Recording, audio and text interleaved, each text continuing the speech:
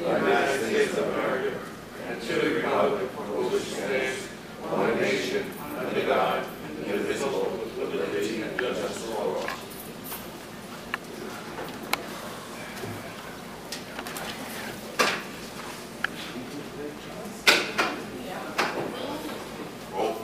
Roll call order. Roll call.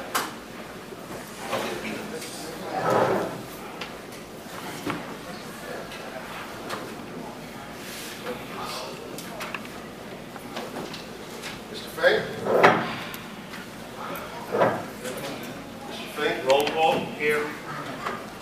Mr. Brunhut? Here. Ms. Micchio? Here. Mr. Seidler? Here. Mr. Silver? Here. Mr. Thomas? Here. Mrs. Lockett?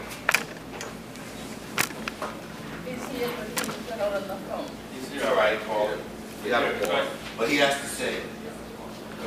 We got five. No, you're good. We're good. Lock it in for now when it comes out. No minutes, recognition of the public. Here. First person to be read, Mr. Hoffman. Good morning, Mr. Hoppe. Good morning. Good morning, Board. Good morning, Mr. President. Looking over the agenda for today, I see on page 1, item, I guess it's a combination of A and B.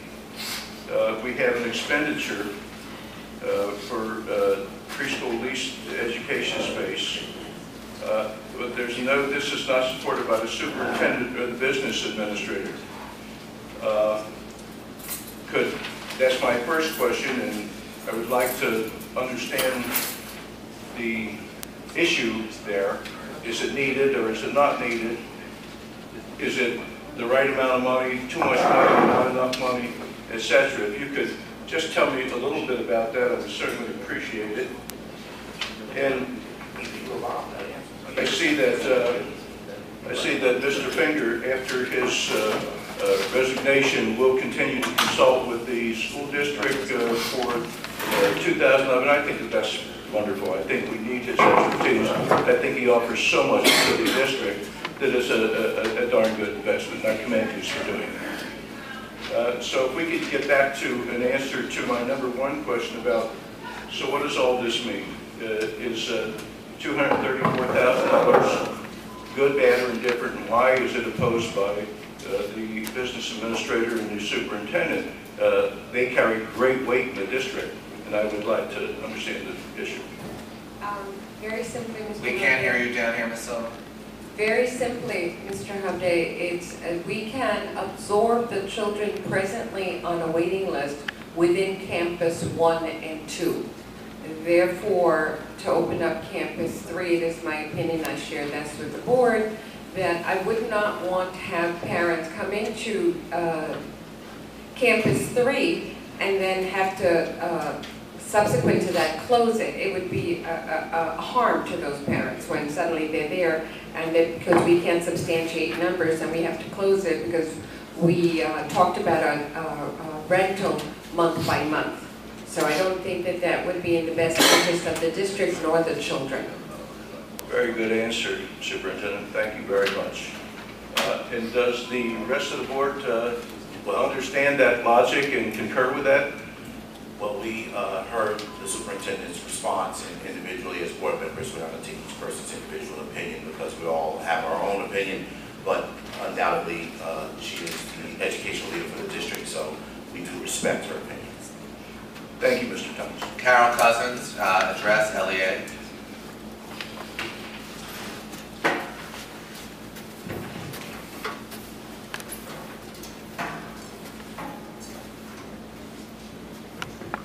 Good morning. Recently, or I shouldn't say recently, but within the last year, the board has adopted a policy of taking staff members who have had some problems within the school district, and we put them out on leave with pay. And we're sending them for tests, psychologicals, physicals. But my question would be, I would hope that the board would consider adopting some type of a formal procedure for this action to occur, as far as a time limit as to when we put them out, when we bring them back in.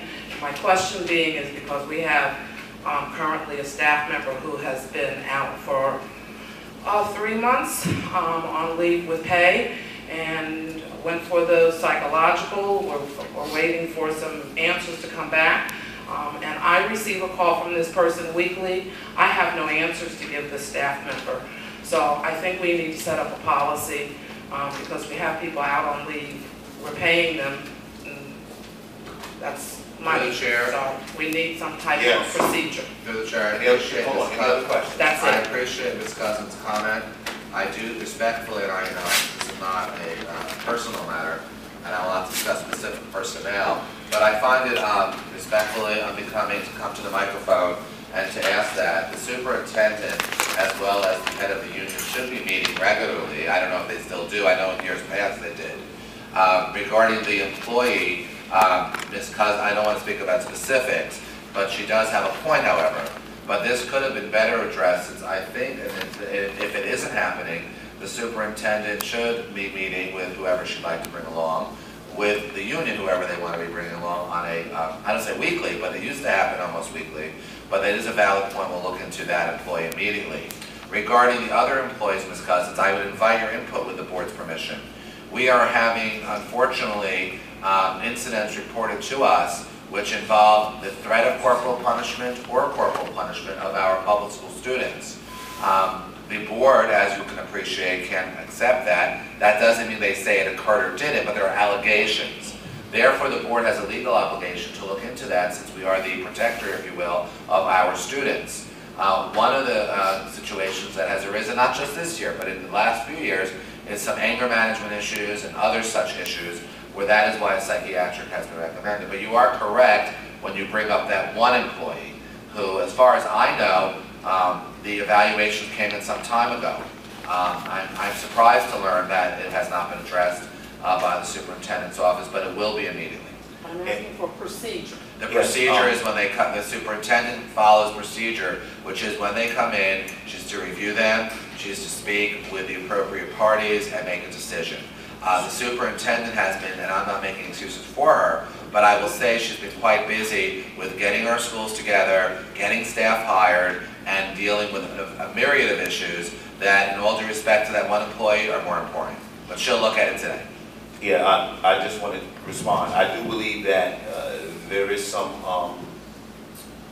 to be said about us having an appropriate process in place if we're going to do this. And if we can find out if there are policy and procedures in other districts that address the same concern, because 1 or 100, 3 months of, because what if the person is unfit and we're paying them for 3 months? I believe that there are board members here that would not be in agreement that this person, whomever they are, whether they were going to be here or not, that they would have liked for the person to be acted upon. Because if we do find out now that they're not going to be here, I think there are some board members that would want to know why we're paying somebody for 3 months when we should have acted sooner. So policy that deals with that, could we find one, address it to the board, and then we could adopt something that makes sense.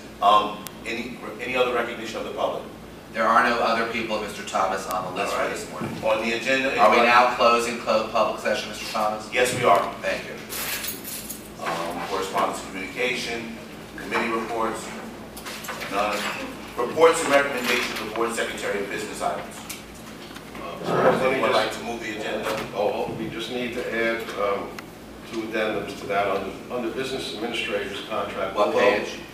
Well, on page 2, although it is on page 2, this the official agenda that was posted last night actually did include item I, so item I really needs to be read in officially. Approval of a consultant contract with Robert S. Finger to provide financial consulting services to the business office for the amount of $200 an hour, minimum of 5 hours a week for the period of January 1st, 2011 to June 30th, 2011. Under reports and recommendations, superintendent of schools, under resignations, Robert S. Finger, business administrative board secretary. The date will be changed to the close of business on December 10th, 2010, which would be contingent upon the board approving the consultant contract, that is ultimately with acceptance by the TNEC Board of Education. Through the chair. Yes. On those two items dealing with our business administrator, I'd like to hear the business administrator, if I may. Are you saying that if TNEC allows you to stay here, you would stay here? Is that correct for until December 10th? Right, until December 10th. At your regular hours, regular salary? Right. And are you saying that for some reason, should they not allow you, you'd still be willing to be the consultant? Yes. Now, again, if we could, if they say you have to leave here in November, would you be willing to start as the consultant? We don't want to have a gap here, so when are you supposed to be leaving here officially?